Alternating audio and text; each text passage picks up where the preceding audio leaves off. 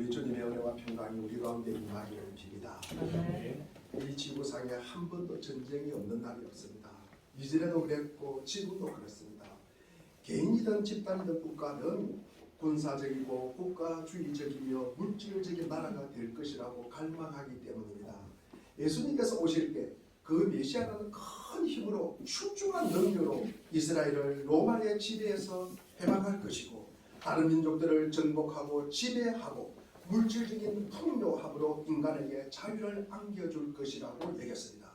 마태복음 11장 3절도 보면 세례 요한도 두 제자를 예수님께 보내어 물어봅니다. 오실 그분이 당신이십니까? 아니면 우리가 다른 분을 기다려야 합니까? 사실 그 당시 예수님께서 500일의 기적을 행하십니다. 가는 곳마다 이적을 행하시니까 예수님을 억지로 붙잡아 왕으로 삼으려고 하였습니다. 여기서 우리 주님은 아니다. 너희는 깨닫지 못하고 있다. 화평하게 하는 사람이 복이 있다. 나의 나라는 이 세상의 나라가 아니라 내 나라는 그렇지 않다. 너희는 잘못 알고 있다. 크고 강하고 힘있고 정복하는 이런 현상을 추구하는 사람들은 절대로 화평을 추구할 수가 없다는 말씀입니다. 질문을 바꾸어 보겠습니다. 세상에 어째서 전쟁이 이렇게 끊이지 않습니까? 이 국제적인 긴장과 불안 어떻게 해서 변함없이 지속되고 있습니까? 왜 우리는 화평할 수 없을까? 유명한 심리학자 아들러의 이 사람 알프레드 아들러는 과시와 완벽이라고 말하고 있습니다. 항상 나를 가로막는 것은 과시와 완벽이다. 과시하려고 하니까 본질을 부풀리는 거예요. 그래서 거기에다가 거짓을 더하는 것입니다. 거기에다 가식과 그리고 외식을 더하고 허식을 더 붙입니다. 그것이 자기라고 여기는 거죠. 그게 과시입니다. 완벽하려고 하니까 여유가 없어요. 날마다 쫓겨요. 걱정, 근심, 떠날 날이 없습니다. 그러니 마음에 편안이 없어요. 불안해요. 결국 자기를 드러내고 싶은 욕심입니다. 우리는 어째서 이 많은 전쟁을 보내게 됩니까? 전쟁의 유혹과 이 모든 불행과 소동과 불안은 왜 있을까? 야고보서는 우리가 1장 15절에 욕심이 잉태하면 죄를 낳고 죄가 자라면 죽음을 낳았습니다. 모든 개인의 문제는 사람의 정욕과 탐욕과 이기주의와 자기 중심성이라는 것입니다. 개인이든 어떤 사회 속의 단체이든 국가든 국가든 이 모든 문제의 불화의 원인은 한마디로 이야기하면 죄라는 것입니다. 1차 대전 이후에 국제연맹을 만듭니다. 2차 대전 이후에는 유엔 그러니까 국제연합을 만듭니다. 그런데 전혀 국제 문제를 해결할 수가 없습니다. 그 마음에 악한 생각으로 가득 차 있기 때문입니다. 우리가 지금 몇 주에 걸쳐서 팔복을 전하고 있습니다. 아마 우리 마음속에 새 마음, 우리가 새 사람이 아니면 지금 팔복을 전하고 있는 이 말이 아무것도 와닿지 않을 것입니다. 지난주에 제가 무슨 말씀을 전했습니까?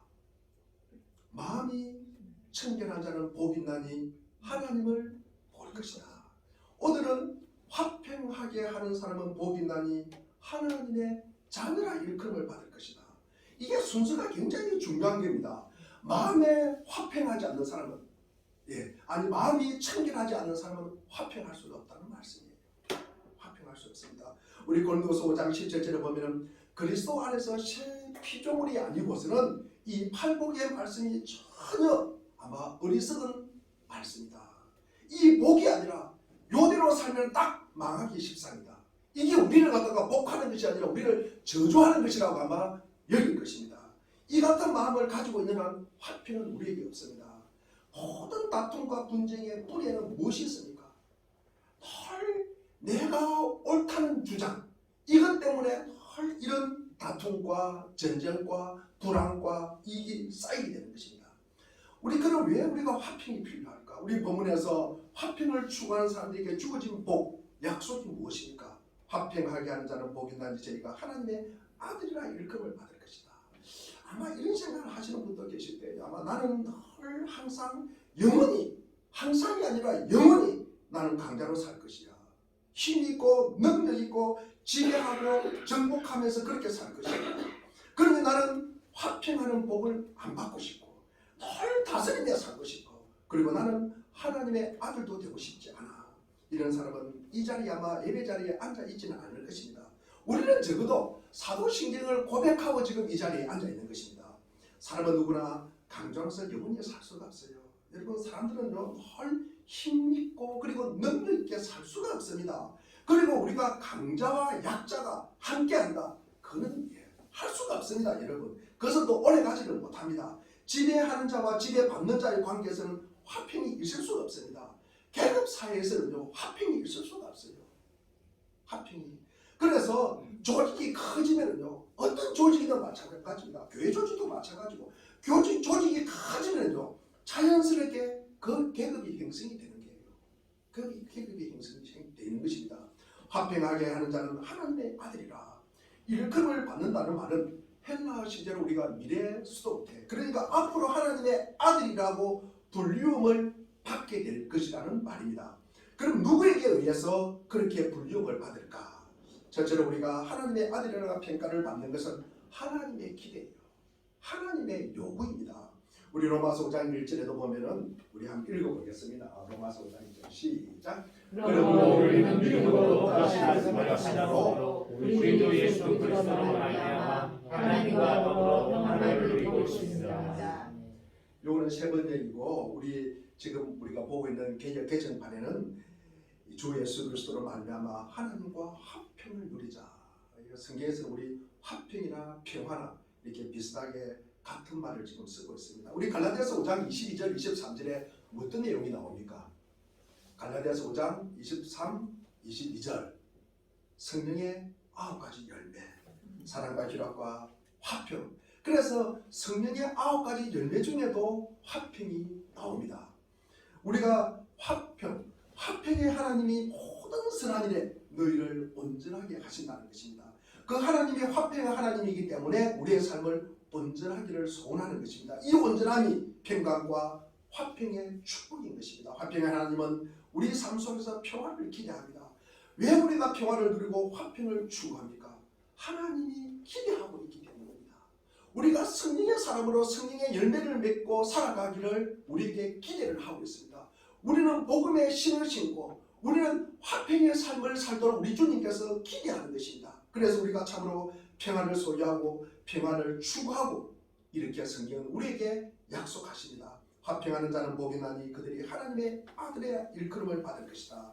하나님께서 화평과 평안을 추구하는 우리를 가르쳐서 진정으로 하나님의 자녀라고 인정해 주실 줄로 믿습니다. 두 번째로 우리가 하나님의 아들이라는 평가를 받는 것은 세상 사람들의 기대와 요구입니다. 역사적으로 사람들은 평안을 쉴 새 없이 추구합니다. 여러분요, 그럼에도 불구하고 우리는 평안을 소유하지는 못해요. 계속 평화의 도전과 위협을 받고 있습니다. 우리가 평화가 위협을 받으면 받을수록 평화에 대한 우리의 갈망은 더욱더 절실하게 되는 것입니다. 중시의 어느 수도원에 낯선 사람 한 분이 기웃거립니다. 문을 녹화합니다. 수도자가 나와서 묻습니다. 당신은 누구를 찾습니까? 이때 이 낯선 나그네가 이렇게 대답합니다. 저는 평화를 찾습니다. 화평을 찾습니다. 그 사람이 단테입니다. 우리 신곡을 쓴 단테예요. 그분이 하나님 나라를 갈망하는 모습이에요. 물론 지옥과 연옥과 그리고 하나님 나라를 묘사를 하고 있지만도 결국에는 하나님을 나라를 갈망하는 모습입니다. 단테만이 이런 멸망이 있었겠습니까? 역사를 살아왔던 모든 사람들의 마음속에는 더 깊은 곳에는 이 평화를 갖다가 갈망하는 거예요. 우리도 마찬가지입니다. 성경은 바로 이러한 열망을 가진 사람들에게 화평하는 사람들이 이 세상 사람들에게 하나님의 자녀라 일컬음을 받는 놀라운 일이 일어날 것이라고 우리에게 약속을 해주셨습니다. 그러면 우리가 하나님께서 하는 이 화평하게 하는 사람이 받는 복, 그러니까 하나님의 자녀가 되는 복, 하나님의 자녀로서 이 땅에 오신 분이 누구십니까? 예수님이십니다. 우리가 오늘 사순절 첫 주일을 지냅니다. 예수님께서 이 땅에 오신 목적은 뭐예요? 예수님께서 이 땅에 오셔서 어떤 역할을 하셨습니까? 예수님께서 하나님의 자녀로 이 땅에 오셔서 하신 가장 큰 역할은 화평하게 하는 것입니다. 에베소서 우리가 2장 14절도 보면은 그는 우리의 화평이시니라. 예수님은 화평하는 거 이 땅에 오셨습니다. 바르지 못한 하나님과 인간의 관계, 그리고 죄로 인하여 뒤틀린 관계, 하나님과 인간의 이 멀어진 관계를 원상 회복시키려고 이 땅에 오셨다는 것입니다. 에덴 동산에서 죄를 짓고 쫓겨나던 아담의 자손들을 원래의 자리로 회복시키려고, 그리고 하나님과 인간을 합행하게 하려고 이 땅에 오셨다는 것입니다. 이 역할, 예수님이 역할입니다. 그분이 자기 육체를 허심으로 십자가에 피 흘려서 하나님과 우리의 관계를 원수의 관계에서 화평의 관계로 만들었습니다. 히브리서 우리가 13장 20절을 보면 양들이 큰 목자이신 우리 주 예수를 영원한 언약의 피로 죽은 자 가운데서 이끌어내신 평강의 하나님이라고 하였습니다. 예수님께서 인간의 모든 죄의 짐을 지고 십자가에 돌아가심으로 인간의 죄값을 지불함으로써 화평을 이루셨다는 말씀입니다. 화평하게 하는 자는 복이 있나니 그들이 하나님의 아들이라 일컬음을 받을 것이며, 일컬음을 받는다는 것은 소유한다는 뜻입니다. 화평하게 하는 사람은 하나님의 자녀로 소유될 것이기 때문입니다. 누가 그들을 소유할 것입니까? 하나님이 그들을 자녀로 소유하려고 합니다. 이 말씀은 화평하게 하는 자는 하나님의 자녀이며 하나님을 닮아간다는 말씀이요, 그분이 예수 그리스도이십니다. 예수 그리스도는 이 땅에 오셔서 화평의 왕이요 평화의 왕으로 오셔서 그 소임을 다 하셨습니다. 그가 평화의 왕으로서 그는 하나님과 동등됨을 취하지 않으시고 오히려 자기를 낮추신다. 자기의 낮추심으로 화평을 이루었다는 것입니다. 그러니까 가장 큰 낮춤이 무엇입니까? 세상에서 가장 예수님이 큰 낮추심이 무엇입니까? 십자가 사건이에요. 십자가 사건입니다. 주님은 우리 골로새서 우리 1장 20절을 한번 읽어보겠습니다. 골로새서 1장 20절입니다. 시작. 그분이 십자가의 도로 평화를 주셔서 그분으로 말미암아 만물을 곧 땅에 있는 것들이나 하늘에 있는 것들이나 다 자기와 기꺼이 하셨습니다. 화평하게 하였다는 것입니다. 이게 땅에 있는 것이나 하늘에 있는 것들이나 다 하나님과 자기와 하나님과 화평을 이루었다, 화해를 하였다는 말씀입니다. 왜? 그분이 십자가의 피로, 그분의 십자가의 죽으심으로 이 화평을 이루셨다는 말씀입니다. 주님은 여러분과 제가 하나님과 화평하기를 원합니다. 우리 마음속에 평안을 누리며 서로 화평하기 위해서 우리 자기 몸을 예수님이 십자가에 내어주셨다는 말씀입니다. 우리가 다른 것은 다 잊어도 우리가 이 사실만 우리가 잊지 않아야 합니다. 이 사실만. 우리 주님이 나를 위하여 십자가에 돌아가셨다. 그리고 화평하게 하는 자는 반드시 자기가 죽어야 한다는 사실. 우리가 화평하고 싶습니까? 화평을 만들고 싶습니까? 아멘. 내가 죽으면 됩니다. 아멘. 내 생각이 죽고 내 의지가 죽고 내 욕심이 죽고 내 자아가 죽으면은 화평을 이루어갈 수 있습니다. 나로 인하여 우리 가정이, 그리고 우리 공동체가, 이 나라가 화평하기를 바랍니다. 아멘. 그래서 주님은 자기 권리를 주장하지 않습니다. 성도는 자신의 죄와 악함과 부패함과 자기의 없음을 봤잖아요. 자기가 누구라는 것을 알았잖아요. 가슴을 갖다가 찢으면서 애통했잖아요. 그래서 사람에게, 세상에서 사람을 대할 때 언제든 자기를 꺾을 준비가 되어 있는 거예요. 자기가 지금 준비를 되고 있다는 거예요. 준비를 하고 있다는 것입니다. 우리가 진리와 구원에 이르는 길과 관계없는 것들은 자기를 꺾어 남의 말에 귀를 기울여 듣고 자기 자신과 자기 관심과 자기 감정과 자기 민감과 자기 주장으로부터 독립된 존재가 성도라는 말씀입니다. 하나님과 사람 앞에서 자기를 보면서 무수히 울었고 지금도 울고 자기를 부정하고 스스로 영적 파산 선고를 내리고 가슴을 찢으며 탄식하고 아파했기 때문에 자기가 옳다고 주장하며 분쟁하려고 달려들면 안 되는 것입니다. 주님은 신성과 이 영성의 특권을 우리 주님도 주장하지 않았습니다. 주님은 자기를 낮추셨습니다. 신이신 주님이 낮고 낮은 사람의 모양으로 되어 오셨다는 것입니다. 자기를 낮추기에 십자가에 죽기까지 하였습니다. 어째서입니까? 어째서 그랬습니까? 우리 자아를 조금도 생각하지 않았기 때문입니다. 우리 빌립보서 2장 5절에 보면 여러분은 이 마음을 품으십시오. 자아를 조금도 생각하지 않았기 때문이다. 여러분 이 마음을 품으십시오. 곧 예수 그리스도의 마음이십니다. 2장 4절도 보면 그래서 각각 자기 일만 돌보지 말고 서로 남의 일도 돌봐 주십시오. 이것이 신약 성경의 가르침입니다. 화평하게 하는 자는 복이 나니 저희가 하나님의 아들이라 하나님과 같은 일을 하게 될 것이라는 것입니다. 화평하게 하는 자는 화평의 하나님이 행하시는 그 일에 종사하게 된다는 말씀입니다. 그러므로서 사람과 사람 사이에 올바른 관계를 형성하게 되는 것입니다. 이렇게 화평하게 하는 사람들이 갈라진 틈을 메우고 높은 뚝은 낮추고 그리고 낮은 곳은 높이는 것, 또 인간과 인간 사이에 화평을 만드는 것을 하나님의 위대한 최대의 목적으로 삼으신 것입니다. 사람과 사람 사이를 갈라놓는 것은 누가 하는 짓입니까? 악마가 하는 짓입니다. 사탄이 하는 짓입니다. 마귀가 하는 짓입니다. 그러면은 우리가 사람을 화합하고 화평하게 하는 자는 하나님의 일이에요. 하나님의 일. 그래서 우리가 하나님의 아들이라고 일컬음을 받는다고 하셨다는 말씀입니다. 조금 전에도 제가 하나님의 아들은 화평하기 위해서 이 땅에 오셨다고 제가 말씀을 드렸습니다.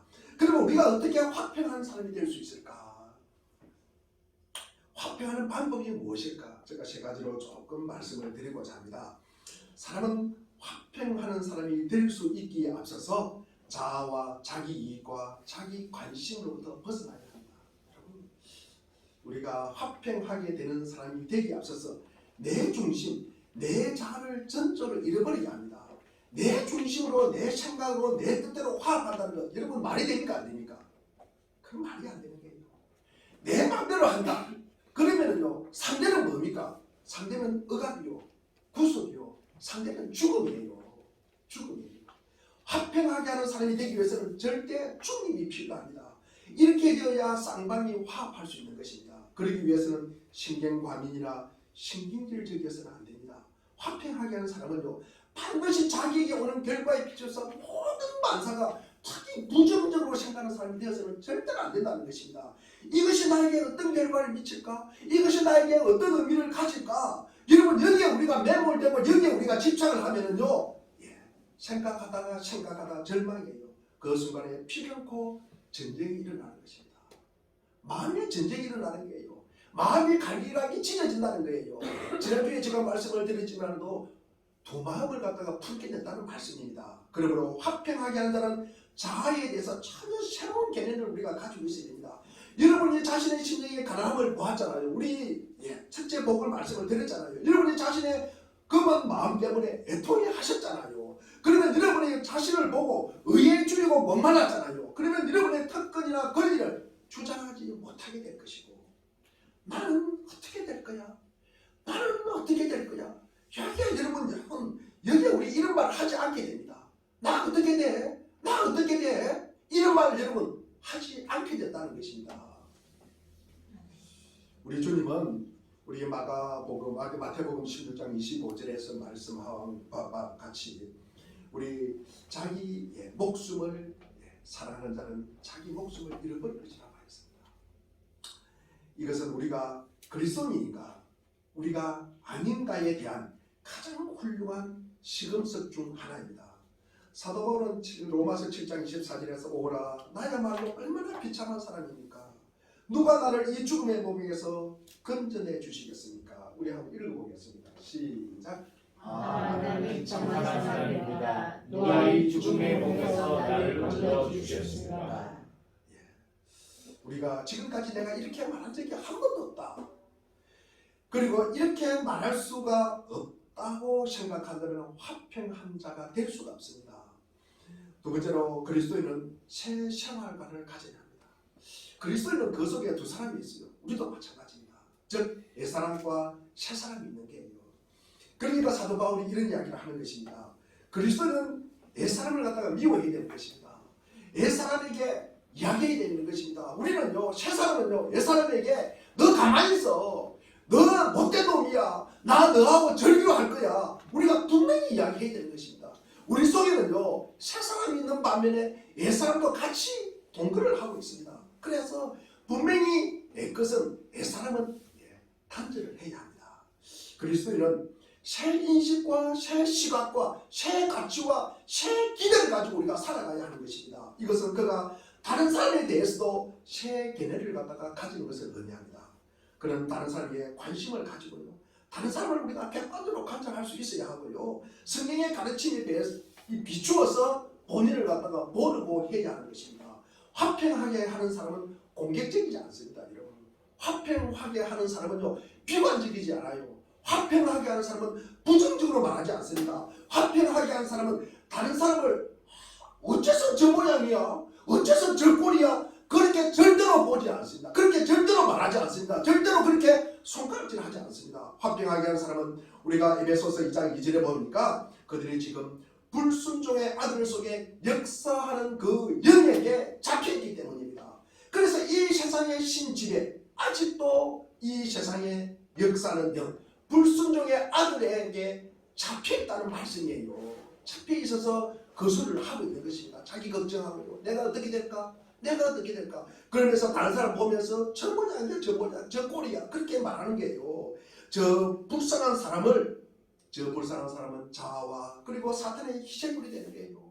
세상 풍조를 따라가요. 공순근제 잡은 자를 따라가요. 그 길은 뭡니까? 지옥으로 향해 가는 길이에요. 그러니 그들을 불쌍히 여기고 우리가 긍휼히 여겨야 되는 것입니다. 화평하게 하는 자는 이렇게 보기 시작하는 순간에 그는 비로소 다른 사람을 도울 수 있는 위치에 있게 서게 되고 그와 화해를 하게 되는 것입니다. 세 번째로 화평하게 하는 사람들의 관심은 사람에게 자기의 영광을 드러내는 것이 아니라 하나님의 영광을 드러내는 것입니다. 주 예수 그리스도의 관심도 같습니다. 주님의 단 한 가지 관심은 자기가 아니라 하나님의 영광입니다. 화평하게 하는 중심의 관심사를 하나님의 영광으로 삼으면은 그 영광을 섬기기 위해서 자기 삶을 거기에다가 사용하는 거예요. 하나님께서 세상을 만드실 때도 사람을 완전하게 만드셨고 그 사람들이 사는 세상은 낙원이었습니다. 그러나 개인과 단체, 국가 간의 다툼은 하나님의 영광을 어지럽히는 거예요. 하나 화평하게 하는 사람은 자기를 낮출 준비가 되어 있는 게요. 하나님의 영광을 위해서라면 어떤 일도 할 준비가 되어 있는 게요. 이것을 너무 소망하여서 하나님의 영광을 위해서라면 나는 고난도 넉넉하게 감당하겠다. 화평하게 하는 사람은 화평을 촉진하고 하나님의 영광을 전대하기 위해서 악행과 불의를 당할 준비마저 되어 있는 사람입니다. 화평하게 하는 자는 자기 의와 자기 이익에서 결별하는 거예요. 중요한 것은 하나님의 영광이며 사람들에게 그 영광을 나타내는 것이라고 말합니다. 그러므로 화평하게 하는 자는 이것을 위해 고난을 당하게 됩니다. 그 고난도 감내하는 게요. 그게 화평을 이루는 길입니다. 자, 제가 세 가지로 말씀을 드렸습니다. 화평하게 하는 것은 조금 우리가 이론적인 이야기지만도 앞서 제가 자아와 자기 이익과 자기 관심에서 벗어나라. 두 번째로는 새로운 인식과 가치와 시각과 기대를 갖고 살아라. 세 번째로는 나의 영광이 아니라 하나님의 영광을 위해서 살아라. 이것이 우리가 화평을 이루는 길이다. 이것은 제가 앞으로 이제 세 가지 더 말씀을 드릴 것은 화평하는 것은 실제 우리의 구체적인 삶 속에서 실제 지금 당장 우리가 써먹을 수 있는 것 무엇일까? 제가 어떻게 화평을 이룰까? 세 가지를 말씀을 드리겠습니다. 첫째로 로이드 존스 목사님은 입을 다물어라. 입을 다물어라. 즉 해의 근세를 제어할 수 있다면 이 세상의 불화가 훨씬 적어질 것이다. 모든 불화의 근원은 입입니다. 입. 말입니다. 말. 그래서 입을 다물라는 거예요. 입을 다물라. 우리 야고보서 1장 우리 19절 한번 읽어보겠습니다. 야고보서 1장 19절 시작. 사랑하는 자매 여러분 사랑하십시오. 누구든지 편견하게 하고 말하기를 더디하고 노하기를 더디하십시오. 말하기를 더디하고 화를 갖다가 더디내라고 합니다.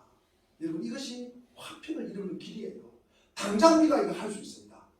우리가 오늘 설교가 끝나고 나서 꼭 명심하십시오. 말수를 주십시오. 말수를 주십시오. 말 안 하면 화평을 이루는 길입니다. 우리가 화평하게 되는 최선의 방법 중 하나는 말하지 않는 법을 세우는 거예요. 말수가 적은 것이 믿음의 사람의 품성입니다. 예를 들어서 어떤 말을 전해 들었을 때 그리고 대꾸하는 유혹.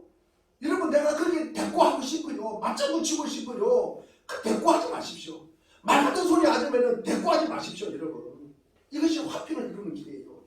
말 같지 않은 소리 우리가 대꾸하면 뭡니까? 이거는 뭡니까? 불행을 자초하고 분란을 자초하는 일입니다. 그뿐 아니라 그들이 해하려고 하는 것을 여러분이 알 때 그 말을 갖다가 되풀이하지 마십시오.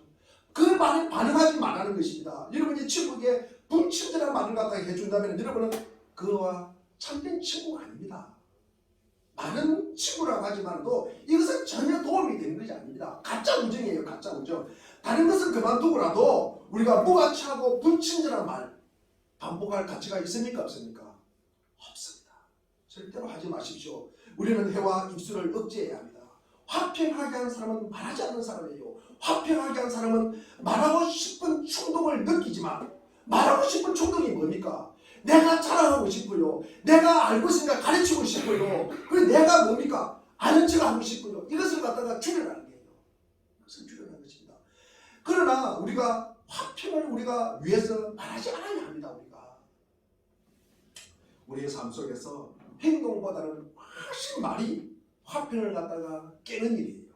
화평을 깨는 일. 분란을 자초하는 것은요. 행동보다는 말입니다. 말입니다. 여러분은 그리스도인으로서 새 사람이 되십시오. 새 사람이 되어서 주 예수 그리스도의 형상과 모범을 따르십시오. 그게 화평을 이루는 법입니다. 두 번째로 실제로 우리의 구체적인 삶 속에서 어떻게 우리가 화평을 이루어갈 수 있을까? 그것은 항상 복음의 빛에 비추어 보아야 한다는 것입니다. 내 마음, 내가 지금 생각으로 마음이 있어요. 그리고 내가 지금 하고 있는 말이 있어요. 지금 내가 하고 있는 행동이 있어요. 이것이 그리스도인으로서 내가 부합한가? 여러분 한번 생각해 보시기를 바랍니다. 내 마음과 내 말과 내 행동이 믿음의 사람으로서 이게 합당한가? 내 마음과 내 말과 내 행동이 구원받은 자로서 이게 참으로 이게 적당한 일인가? 내가 구원받은 사람 맞는가? 내 말과 내 행동과 그리고 내 마음이 내 사도신경을 고백한 사람으로서 합당한 일인가? 여러분 내 마음, 내 말과 내 행동이 하나님이 보실 때 어떨까? 이 내 마음을 갖다가 상대방이 알면 어떨까? 상대방이 알면 어떨까? 우리가 이것을 생각해야 되는 거예요. 우리가 이렇게 생각하는 순간에 여러분은 화평을 만들기 시작하는 셈입니다. 훨씬 분란을 갖다가 줄이는 일입니다. 그러나 여러분이 이것을 사적인 내부로 내 자신을 자랑하는 것을 우리가 생각하면요 전쟁이 일어납니다. 마음속에 전쟁이 일어나는 거예요. 내 마음속에 전쟁이 일어나면 단체가 전쟁이 되는 것이고 국가가 전쟁이 되는 것입니다. 여러분은 이런 적극적인 자세로 화평을 이룰 수단과 방법을 강구를 해야 하는 것입니다. 로마서 12장 20절에 보면은 내 원수가 배고파 하면은 그에게 먹을 것을 주라고 그렇게 말씀하고 있어요. 원수가 여러분에게 무슨 말을 갖다가 쓸데없는 말을 갖다가 한다고 한번 생각해 보십시오. 그러면 여러분 그 말에 대꾸해야 됩니까? 안 해야 됩니까? 대꾸하지 마십시오. 대꾸하지 마십시오. 여러분은 회를 억제해야 됩니다. 여러분 그뿐 아닙니다. 우리가 한번 생각해 보십시오. 나는 그것이 그의 속에 있는 사탄이 들어있는 것을 알아요. 저거 지금 사탄이 하고 있는 짓을 갖다가 그 마음도 사탄이 주셨고 그 말과 행동도 사탄의 꼬리에 빠져 있는 것을 알아요. 그러므로 우리가 그에게 대꾸한다는 것은 사탄에게 대응하는 것입니다. 여러분 그걸 갖다가 불쌍히 여기게 됩니다. 저 사탄에게 꼬여가지고 저 사탄의 아직도 악한 영에 꼬여 있어서 저런 말을 하고 있구나. 저런 말을 하고 있구나. 하느님께서 그를 구원하시고 그가 사탄에 쏟고 있음을 알게 해달라고 우리는 기도할 뿐입니다. 그렇게 꼭 기도하시기를 바랍니다. 하지만 우리는 2단계 이상으로 나가야 합니다. 그가 배고프면은 여러 가지 그에게 잘못된 일이 생길 수가 있습니다. 지금 여러분은 그를 구해줄 방법을 우리는 찾기 시작해야 됩니다. 여러분은 적극적으로 그리고 능동적으로 말입니다. 이것은 여러분이 자신을 낮추게 되는 거예요. 자신을 낮추고 다른 사람에게 접근해야 한다는 뜻입니다. 우리가 그에게 말하고 사과하고 우리가 친절을 갖다가 애쓰고 우리가 화평을 가져오기 위해서 할 수 있는 모든 일에 우리가 선수를 취해야 되는 것입니다. 선수. 다른 사람이 뭐 상대방이 먼저 하고 나서 내가 거기 따라가면 안 되는 것이 아니라 내가 먼저 낮추세요. 내가 먼저 선수를 취해야 되는 것입니다. 우리는요 이 일에 함으로써 우리가 화평을 이루어가는 것입니다. 우리가 좀 더 적극적으로 화평을 이루어간다는 말씀입니다. 세 번째로 우리가 화평하게 한 사람은 우리가 어디에 있든 그곳에서 화평을 증가하고 보급시키기 위해서 애를 써야 된다는 것입니다. 우리는 이기심이 없이 사랑스럽게 다른 사람이 우리에게 접근할 수 있도록 말입니다. 우리의 근위를 내세우지 않도록 노력해야 되는 것입니다. 우리가 근위를 내세우고 내가 포업을 잡고 내가 니보다 훨씬 높다고 생각하면 다른 사람들 다 도망갈 겁니다. 절대로 다가오지 않습니다. 여러분요, 사람 사이도 마찬가지입니다. 너가 내보고 너는 와서 내 쫄병되라 그러면 올 사람 아무도 없어요. 당신은 와서 나의 왕이 되어 주십시오. 그러면 서로 올라오고 합니다. 서로 올라오고 해요. 우리가 이 땅을 살아가면서 우리의 자아가 있어요. 그래서 우리가 이게 자존심이 또 있어요. 내 자아가 있기 때문에 이게 잘 안 돼요. 내려놓는다는 게 잘 안 됩니다. 그렇지만 우리가 이 자아를 갖다가 우리가 조금 생각하지 않고 내려놓아야 됩니다. 그래야만 다른 사람은 나는 저 사람에게 접근할 수 있어. 저 사람과 나와 공감이 돼. 저 사람이 나를 갖다가 동정을 해주네. 저 사람이 나를 갖다가 이해해주네. 이렇게 받아들이는 게요. 내가 높게 있으면요, 저 사람은 내가 어떤 이야기를 해도 저 사람은 몰라. 우리 목사님은 몰라. 그러면 절대 다가오지 않습니다. 말 안 합니다. 입 다물어 버려요. 이것이 우리 성경에서 저 사람을 보면서 저 사람이 성경 말씀대로 살아가네. 그 느낌이 있어야 됩니다. 그 기대가 있어야 돼요. 거기에 대한 희망이 있어야 돼요. 그래야 우리가 내 자신의 아픈 마음을 갖다 오픈하게 되는 것입니다. 우리가 이런 사람들이 됨으로써 모든 사람들이 우리에게 올 수가 있고요. 무정한 능을 지니고 있는 사람들도 우리를 볼 때 자기들이 스스로 죄책감을 느껴요. 정죄감을 갖다 느끼게 된다고요. 그 느낌을 우리가 줄 수 있어야 되는 것입니다. 그래야 우리에게 옵니다. 그러면요, 그들 자신과 그들의 문제에 대하여 우리에게 터놓고 말하게 될 수 있는 것입니다. 그리고 우리가 친구가 되는 거예요. 우리가 화평을 이루어가게 되는 것입니다. 우리가 말없이 어떻게 화평이 이루어질 수 있겠습니까? 그리스도인은 이런 사람이 되어야 합니다. 여러분, 우리 칼 바르트라는 유명한 신학자가 있습니다. 독일의 신학자입니다. 세계 1차 대전이 1914년에서 18년에 끝납니다. 이 전쟁을 보면서 이 칼 바르트가 로마서 주석을 씁니다. 그러면서 1919년에 로마서 제1판이 출간이 됩니다. 그 내용은 이렇습니다. 평화가 없으면 전쟁 때문이 아니다. 전쟁 역시 평화가 없음의 근본 원인이 못 된다. 그럼 무엇 때문에 전쟁이 있다는 것입니까? 무엇 때문에 불화가 있고 무엇 때문에 싸움이 있다는 것입니까? 하나님이 없기 때문이라는 것입니다. 여러분, 제가 지금 쭉 한 이야기, 이 마음속에 하나님이 없으면요, 이것을 우리가 감당할 수가 없어요. 감당할 수가 없습니다. 여러분, 우리가 조금 전에 제가 말씀해준 팔복도 이게 남은 일이라고 생각해요. 이거는 많은 일이라고 생각해요. 내가 손해본다고 생각합니다. 그래서 절대로 할 수가 없어요. 여러분, 내 마음속에 하나님이 계셔야 되는 것입니다. 여러분, 하나님이 계셔야 돼요. 우리가 하나님께서 평화이십니다. 하나님께서 예수 그리스도께서 화평이시에요. 성령께서 우리를 갖다가 화평하게 만드는 것입니다. 평화가 없는 것은요, 하나님께서 그곳에 계시지 않기 때문입니다. 하나님 그곳에 계시지 않기 때문입니다. 우리가 하나님 없이 평화를 이룩하려고 했기 때문입니다. 우리의 힘으로 평화를 이룩하고 우리의 힘으로 하려고 하였기 때문입니다. 이 땅에 평화가 없어요. 그런데 평화가 없어요. 전쟁이 끊이지 않습니다. 이어서 그는 누가 이 역사를 이끌어가는 진정한 주인인가? 누가 이 역사를 갖다가 이끌어가는 진정한 주인인가? 돈일까? 권력일까? 아니라는 게요. 총칼일까? 아니라는 게요. 하나님이라는 사실이에요. 하나님이 이 땅을 이끌어 가신다는 게요. 하나님이 이 땅을 이끌어 가신다는 것입니다. 사람이 유토피아 세계를 만든다? 거짓말이에요. 우리의 이성이, 우리의 양심이 하나님을 사랑하고 이웃을 사랑할 수 없어요, 여러분. 우리의 도덕이 무슨 선한 것을 만들어낼 수 없습니다, 여러분. 인간이 유토피아를 만들 수가 없어요. 하나님의 나라를 만들 수가 없다는 것입니다.